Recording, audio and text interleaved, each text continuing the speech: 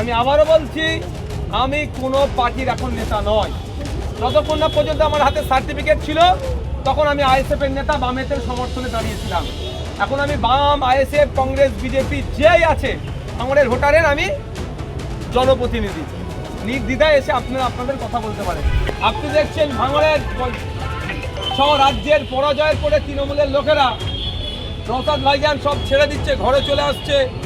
যারা অন্যায় করেছে আমি মারের বদলা মারেতে বিশ্বাসী নয়। কিন্তু আমি একটা জিনিস ছাড়বো না, গরিব মানুষ আবাস যোজনা 7,000 টাকা ঢুকেছে, 10,000 কাটিয়ে নিয়েছে, আবার পরে 7,000 ঢুকিয়ে 10,000 নিয়েছে, অর্থাৎ 20,000 হোক, 15,000 হোক, 30,000 যারা কাটমানি নিয়েছে আপনাদের বলবো পাড়াতে পাড়াতে লিস্ট তৈরি করুন। সেই লিস্ট আমাকে দিন, সেই ব্যাটার কাছ থেকে আমি বার করবো।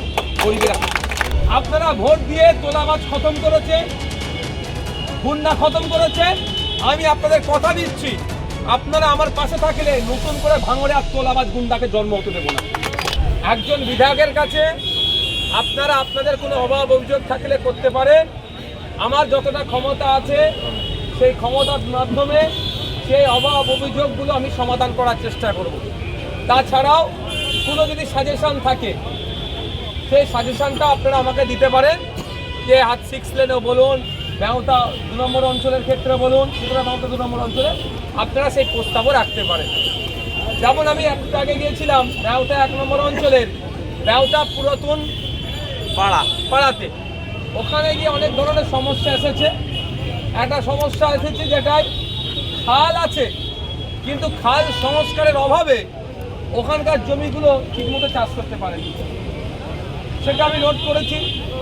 এখন তো বিজেপি সরকার গঠন করেছে, কাকে কোন মিনিস্ট্রি দেবে এখনো ঠিক করতে পারেনি। সে কোন মিনিস্ট্রি নেবে এখন ঠিক করতে পারে। দেখ, পুরা জবে করবে, আশা করবে তাড়াতাড়ি ওদের মন্ত্রীগুলোর নাম ঘোষণা করে দিই। তাহলে আমার কাজ কী হবে, যে ভাইগুলো প্রস্তাব দিল খালটা সংস্কারের দরকার, আমার হাতে তো ওই পাওয়ারটা নেই যে আমি জেসিপি লাগিয়ে খালটা সংস্কার করে দেবো।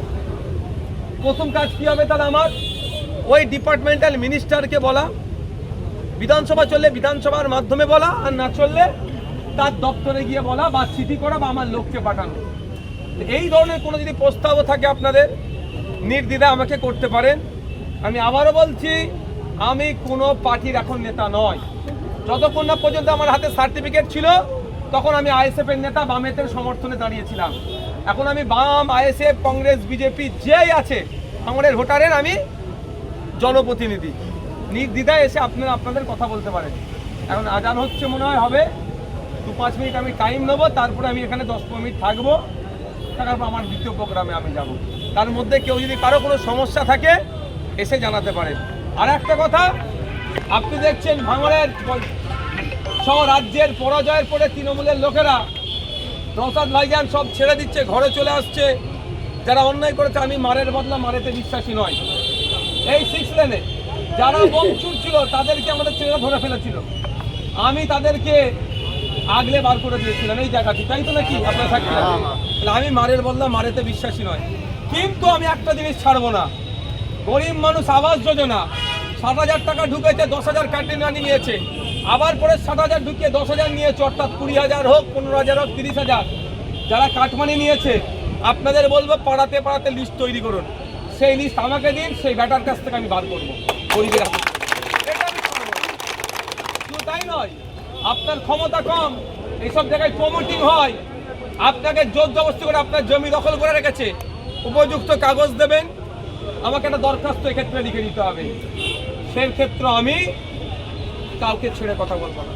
আর একটা কথা আপনাদের জানিয়ে রাখি, ধন্যবাদ জানাই আপনাদেরকে, আপনারা কিন্তু রাজ্যের মানুষের কাছে যারা বার্তা দিয়েছেন কি, ভাঙড় কোনো নটোরিয়াস ক্রিমিনালকে জিতাবে না। অর্থাৎ ভাঙড়ে কোনো মারামারি নয়, হানাহানি নয়, খুনোখুনি নয়, তোলাবাজি নয়। ভাঙড়ের মানুষ শান্তির সাথে থাকতে চায়, সেজন্য আমাকে ভোট দিয়েছে। আপনারা ভোট দিয়ে তোলাবাজ খতম করেছে, গুন্ডা খতম করেছে। আমি আপনাদের কথা দিচ্ছি, আপনারা আমার পাশে থাকলে নতুন করে ভাঙড়ে আর তোলাবাজ গুন্ডাকে জন্ম হতে দেবো না। এরপরে একটা কথা অনেকে বলতে পারে এইভাবে কেন বলছেন, না বলা দরকার, আগে নিজের ঘর থেকে সামলানো দরকার।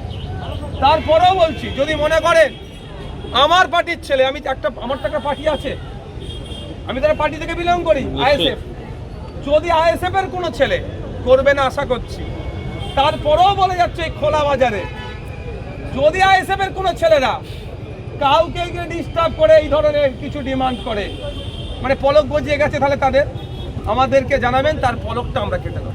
ওকে, কি বুঝে আসছে? ব্যবসায়ীরা নির্দ্বিধায় ব্যবসা করবেন, সঠিক পথ অবলম্বন করে ব্যবসা করবেন, কাউকে ডিস্টার্ব হবে না। তবে এটুকু মাথায় রাখবেন, ডিস্টার্ব করছি না বলে মনিটরিং করছি না, নজর আমাদের রাখবো। ভাঙড়ের 1,26,555 জন মানুষ ভরসা করে ভোট দিয়েছে, সে ভরসা আমরা নষ্ট করব না। নতুন করে তোলাবাজদের জন্ম এখানে হবে না, আর হিংসা আমরা করবো না। আমরা ঐক্যবদ্ধভাবে, দলবদ্ধভাবে ঐক্যের সাথে আমরা থাকবো। শুধু চাই আপনাদের সাথ দেবেন, আমাকে সুস্থ সবল শান্তির পরিবেশ রাখার জন্য দেবেন তো, ইনশাআল্লাহ। টাইম থাকে না।